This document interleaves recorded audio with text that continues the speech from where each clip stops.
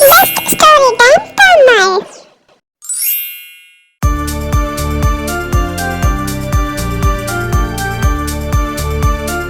ரவியும் கண்ணனும் ஒரே கிளாஸில் படிச்சுட்டு வந்துட்டு இருந்தாங்க.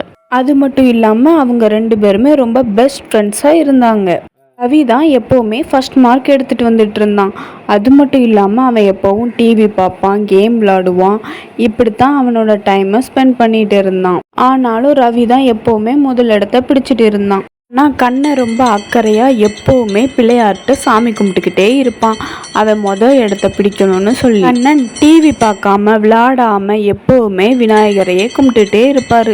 ஆனாலும் 2வது இடம் 3வது இடம் தான் வருவாங்க. எப்படியாவது நான் முதல் மதிப்பெண் எடுத்தால் பிள்ளையாருக்கு தேங்காய் உடைக்கேன்னு எப்போவுமே பிள்ளையாரே வேண்டிக்கிட்டே இருப்பான் கண்ணா. 2வது 3வது இடத்துல இருந்த கண்ணா இந்த வாட்டி 4வது இடத்துக்கு போயிட்டான். அதை நினச்சி ரொம்பவும் வருத்தப்பட்டுட்டே இருந்தான் கிளாஸில் கண்ணா ஸ்கூலை முடித்து வீட்டுக்கு போனதும் யாரு கூடயும் பேசாமல் அம்மா வெளியே உட்காந்துட்டு இருந்ததை கூட கண்டுக்காமல் அவன் நேராக அவனோட ரூமுக்கு போனான். ரூமுக்கு போய் அவனோட மெத்தையில் உட்காந்துட்டு அவன் எப்போவும் அவன் கையில் ஒரு பிள்ளையார் ஃபோட்டோ வச்சுருப்பான். அதையே வச்சு பிள்ளையாரை நினச்சி ரொம்ப வருத்தப்பட்டுட்டு இருந்தான். திடீர்னு கண்ணாவை யாரோ கூப்பிட்ட மாதிரி இருந்துச்சு. அவனுக்கு யாருன்னு தெரியல. எந்திரிச்சு நிமிர்ந்து பார்த்தா அங்க கணபதி நின்று கண்ணாவை கூப்பிட்டாங்க. கண்ணா கண்ணா இங்க கொஞ்சம் பாரு, நான் தான் உன் கணபதி வந்திருக்கேன்னு.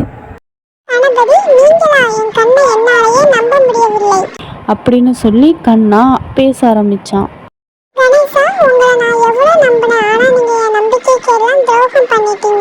உங்களை மட்டும்தான் நான் எப்பவுமே நினைச்சு சாமி கும்பிட்டுட்டு இருந்தேன். ஆனா 2வது 3வது இடத்துல இருக்கிறேன்னா இன்னைக்கு 4வது இடத்துக்கு வந்துட்டேன். சரி, நான் இப்போ உன்கிட்ட சில கேள்விகள் கேட்கேன். அதுக்கு நீ எனக்கு சரியான பதில் சொல்லு. சரியா கண்ணா? கேளுங்க கணேசா, நீங்க கேட்கிற எல்லா கேள்விக்கும் நான் சரியான பதிலா சொல்லுவேன் உங்களுக்கு. எக்ஸாம் நேரத்துல நீ எத்தனை மணிக்கு எந்திரிச்ச? அப்படி எத்தனை மணிக்கு எந்திரிச்சு எத்தனை பாடத்தை படிச்ச நீ எனக்கு சொல்லு பாப்போம். எக்ஸாம் நேரத்துல நான் காலையில 4 மணிக்கு முடிச்சு ஆனா நான் உங்களை மட்டும்தான் எப்பவுமே நினைச்சுக்கிட்டே இருந்தேன் அப்படின்னு கண்ணன் பதில் அளிச்சான். அதுக்கு கணேசா, சரி, பள்ளிக்கு சென்று விட்டு சாயங்காலம் வந்தவுடன் என்ன செய்தாய் நீ? உங்கள் படத்தை வைத்து நான் பூஜை பண்ணிக்கொண்டே இருந்தேன். ஏனென்றால் உங்களை எனக்கு அவ்வளவு பிடிக்கும். இதோ பார் கண்ணா, நல்லா படிக்கணும், அப்போதான் நான் உனக்கு ஹெல்ப் பண்ணுவேன். நீ படிக்கிறதெல்லாம் மறக்காம வைக்க மட்டும்தான் என்னால் முடியும். எதுவுமே படிக்காம என்னை முதலிடத்துல கொண்டு வானா என்னால் எப்படி முடியும்?